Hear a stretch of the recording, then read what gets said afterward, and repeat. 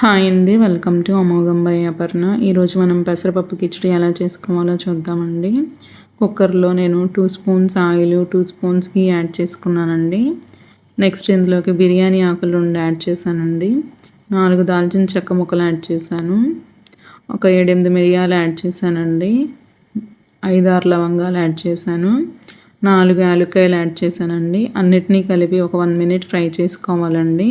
Next ఇందులోకి cut చేసి పెట్టుకున్న 2 గ్రీన్ చిల్లీ యాడ్ చేశానండి. కరివేపాకు, గ్రీన్ చిల్లీని బాగా ఫ్రై చేసుకోవాలండి. నెక్స్ట్ ఇందులోకి పెద్ద సైజు ఆనియన్ని బాగా సన్నగా పొడుగ్గా కట్ చేసుకున్నానండి. ఆనియన్ యాడ్ చేసి తాలింపులో పచ్చివాసన పోయిందాక వేయించుకోవాలండి. నెక్స్ట్ ఇందులోకి ఒక క్యారెట్ని సన్న ముక్కలుగా కట్ చేసి పెట్టుకున్నానండి. నేను ఆనియన్ ఫ్రై అయిపోయినాక క్యారెట్ని యాడ్ చేసుకుంటున్నానండి. నెక్స్ట్ ఇందులోకి ఒక చిన్న సైజ్ పొటాటోని కూడా యాడ్ చేశానండి. నేను క్యారెట్, పొటాటో పచ్చివాసన పోయినాక వేయించుకోవాలండి. నెక్స్ట్ ఇందులోకి చిన్న సైజ్ టమాటోని సన్నగా స్లైస్ చేసి యాడ్ చేశానండి. వెజిటేబుల్స్ అన్నీ పచ్చివాసన పోయినాక మగ్గించుకోవాలండి. నెక్స్ట్ ఇందులోకి ఒక 1/2 స్పూన్ పసుపు యాడ్ చేశానండి. రుచికి సరిపడా సాల్ట్ ఇప్పుడే యాడ్ చేస్తున్నానండి. నేను కిచిడీకి సరిపడా వేసేసాను. వెజిటేబుల్స్ అన్నీ మగ్గిపోయినాక నెక్స్ట్ ఇందులోకి 2 స్పూన్స్ అల్లం వెల్లుల్లి పేస్ట్ యాడ్ చేశానండి. ఇంకా నేనేం మసాలాలు వేయలేదు, పిల్లల కోసం చేస్తున్నానండి. అల్లం వెల్లుల్లి పేస్ట్ పచ్చివాసన పోయిందాక మగ్గించుకోవాలండి. నేను 1.5 కప్ రైస్కి 1 కప్ పెసరపప్పు యాడ్ చేశానండి. అన్నిటినీ బాగా కడిగినాక 10 మినిట్స్ నానబెట్టుకోవాలండి. ఇలా నానబెట్టుకోవడం వల్ల రైస్ పొడి పొడిలాడుతూ బాగుంటుందండి.